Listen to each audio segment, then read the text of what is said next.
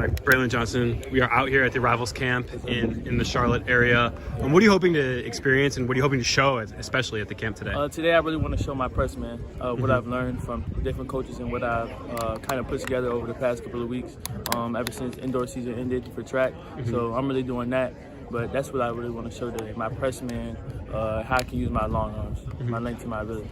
It looks like you've grown. I feel like the angle of this video is going to be different than the angle of the video we shot last year. But how have you grown, not just physically, but in your game over the course of it? I'm 170 now, so I'm a little heavier. Last year, I believe I was 154, 155, somewhere around there. I'm 6'1.5", maybe 6'2". So that's really changed. But I feel like my legs have got even longer. No torso, small torso, but I have really long legs. So I mean, I think that's a plus. But that's really it. My size, I've gotten bigger, and I can feel the difference even while playing. You're no stranger to visiting Virginia Tech. You were up there this week. What did you get a chance to see when you visited? More energy, more intensity. I feel like it's not a knock on the other staff, but I feel like there wasn't as much energy. I feel like those guys were from the Midwest, so they didn't really understand like how Virginia Tech functioned and how it was in the past. But I think Virginia Tech is a good place, most definitely. But the energy really was different. Even like coming in, like it was clapping for me. Like it was just an exciting feeling, most definitely. Who did you get a chance to talk to the most from the coaching staff there? Like literally all the coaches. Like I mean, everybody knew my name. Everybody knew who I was. Obviously, I've been on campus about 5-6 times. A good amount of times I've been in Blacksburg. So I know my way around the place. So it was fun. And that's pretty much it. What was the recruiting pitch to you? What were they telling you about, why they think that Virginia Tech is a place for you? It wasn't necessarily a pitch. I don't think. I don't think they didn't really talk to me about anything like that. I've seen enough. I've seen it. We talked about it on the phone. I mean, stay home. You could be that guy. Yeah. I mean, I feel like going into Virginia Tech, I can be too deep on the depth chart right away just because my ability to play, and then my leadership that I bring. They feel like I'm a very good leader. So they think if I start the class and I start the class off, everybody in Virginia will follow behind me, which would be a very good class.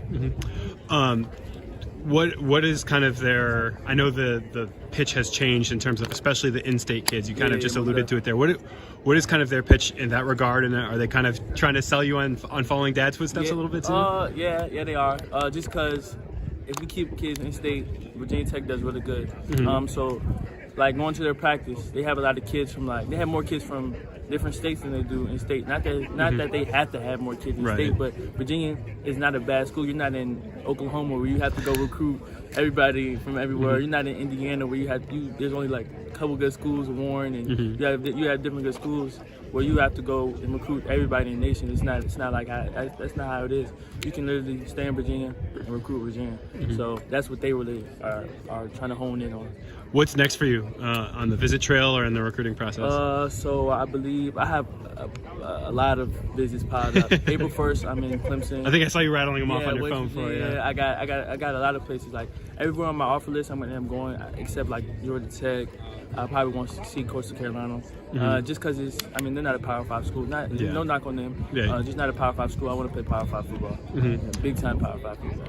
Are you going to try and knock out as many of those visits over the course of the spring and summer and get your recruitment over with early? Yeah, most definitely. I'm trying to commit before the season. That's my goal. With some schools, I do want to see them play, but I know it's going to be difficult, so I really have to trust my gut. And I just have to pick somewhere that I would want to be outside of football. So that's my main thing. So just visiting schools, like looking outside of football. Like football isn't it's my main focus, but like riding on campus by myself, like with my parents, we looking around campus. That's really my big thing. So like after South Carolina visit yesterday, after I got the offer, like really just riding around, looking at the dorms. And I mean the facilities, everybody's gonna have nice facilities, but the dorms really or not the dorms, but the campus is what really sets it off for me, and the places around it.